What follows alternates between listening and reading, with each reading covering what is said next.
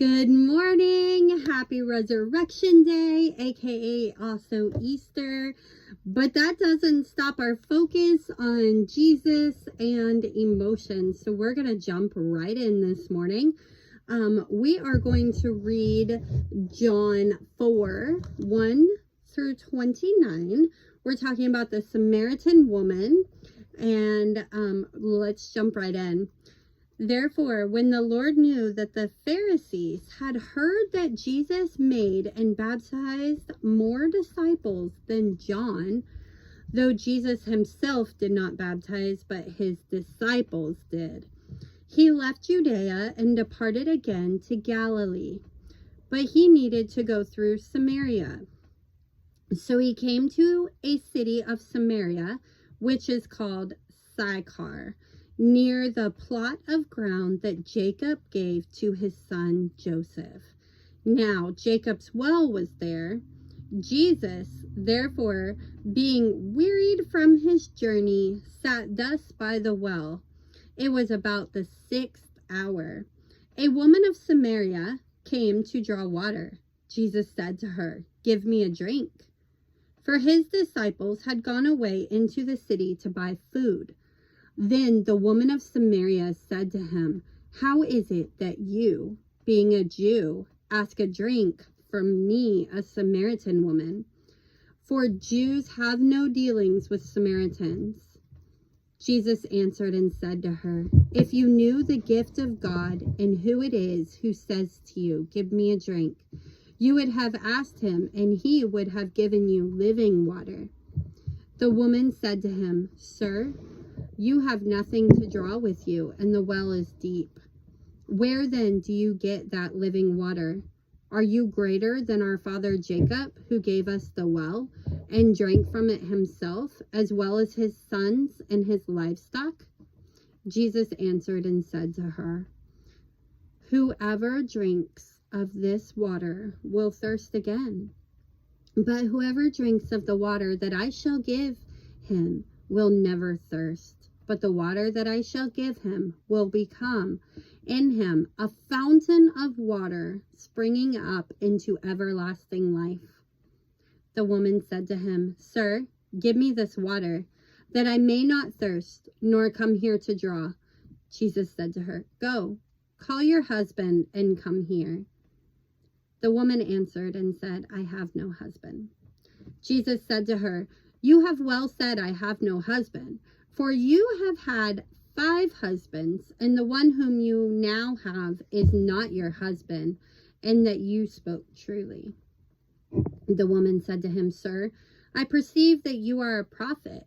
Our fathers worshipped on this mountain, and you Jews say that in Jerusalem is the place where one ought to worship." Jesus said to her, "Woman, believe me, the hour is coming when you will neither on this mountain nor in Jerusalem worship the Father. You worship what you do not know. We know what we worship, for salvation is of the Jews. But the hour is coming, and now is, when the true worshipers will worship the Father in spirit and truth. For the Father is seeking such to worship him. God is spirit, and those who worship him must worship in spirit and truth." The woman said to him, "I know that the Messiah is coming, who is called Christ. When he comes, he will tell us all things."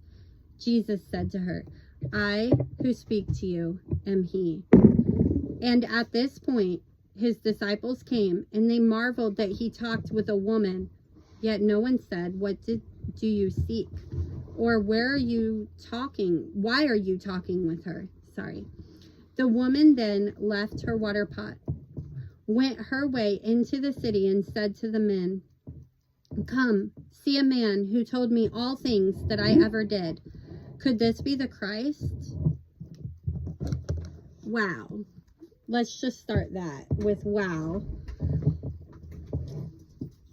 So I'm going to ask you 4 questions. I would love for you to take some time to journal on those. Stop. What did Jesus want from the woman? What did the woman get from Jesus? And how did she respond to what Jesus told her? Why was naming where she was coming from in truth important to the message she was given at the end of this story? During his ministry on earth, Jesus was constantly asking people questions. He wanted to elicit responses for people to consider and name what was going on in their hearts.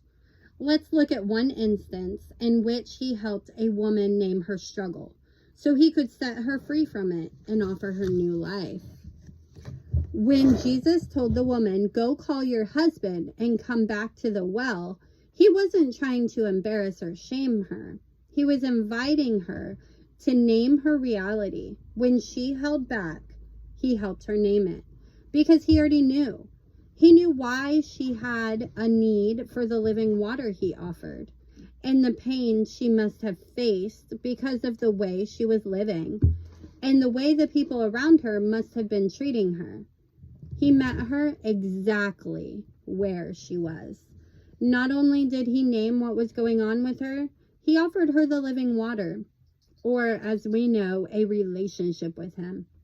An invitation to worship the Father in spirit and in truth.